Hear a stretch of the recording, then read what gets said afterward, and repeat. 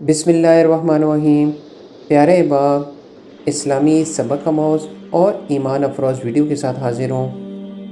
عشق رسول صلی اللہ علیہ وآلہ وسلم کا عجیب واقعہ۔ شیخ الاسلام حضرت علامہ ظفر احمد عثمانی رحمہ اللہ علیہ فرماتے ہیں کہ میں اس زمانے میں نجد کے بعد مدینہ منورہ گیا۔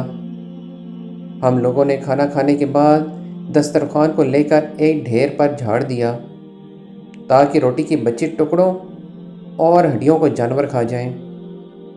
تھوڑی دیر کے بعد جب میں اپنے کمرے سے باہر نکلا تو یہ دیکھ کر حیران رہ گیا کہ ایک خوبصورت 9 سال کا بچہ ان ٹکڑوں کو چن چن کر کھا رہا ہے۔ مجھے سخت افسوس ہوا۔ بچے کو ساتھ لے کر قیامگاہ میں آیا اور اس سے پیٹ بھر کے کھانا کھلایا، کیونکہ میں ایسی ہستی کے شہر میں تھا جو غریبوں کا والی اور غلاموں کا مولا تھا۔ میرے اس برتاؤ کو دیکھ کر بچہ بے حد متاثر ہوا۔ میں نے چلتے وقت اس سے کہا کہ بیٹا تمہارے والد کیا کرتے ہیں؟ اس نے کہا میں یتیم ہوں۔ میں نے کہا بیٹا میرے ساتھ ہندوستان چلو گے؟ وہاں میں تم کو اچھے اچھے کھانے کھلاؤں گا، عمدہ عمدہ کپڑے پہناؤں گا، اپنے مدرسے میں تعلیم دوں گا۔ جب تم عالم فاضل ہو جاؤ گے تو میں خود تم کو یہاں لے کر آؤں گا اور تمہیں تمہاری والدہ کے سپرد کر دوں گا۔ تم جاؤ اپنی والدہ سے اجازت لے کر آؤ۔ لڑکا بہت خوش ہوا اور اچھلتا کودتا اپنی والدہ کے پاس واپس گیا۔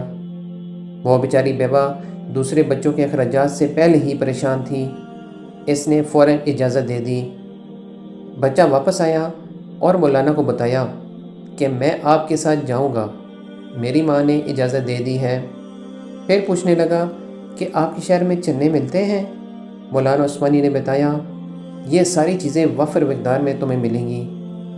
مولانا کا بیان ہے کہ میری انگلی پکڑے پکڑے مسجد نبوی صلی اللہ علیہ وآلہ وسلم میں وہ میرے ساتھ آیا اور ٹھٹک کر رہ گیا۔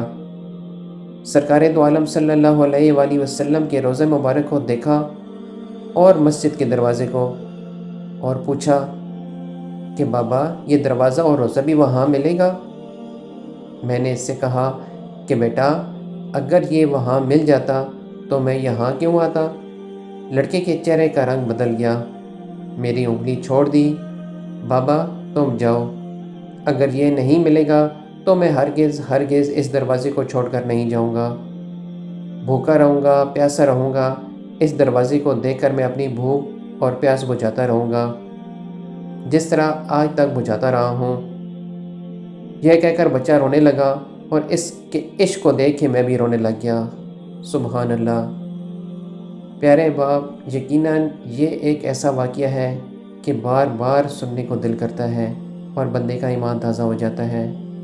دعا ہے کہ ہمارے آنے والی نسلیں بھی نبی کریم صلی اللہ علیہ وآلہ وسلم کی سچی محبت اور غلامی میں زندگی بسر کریں، انشاءاللہ۔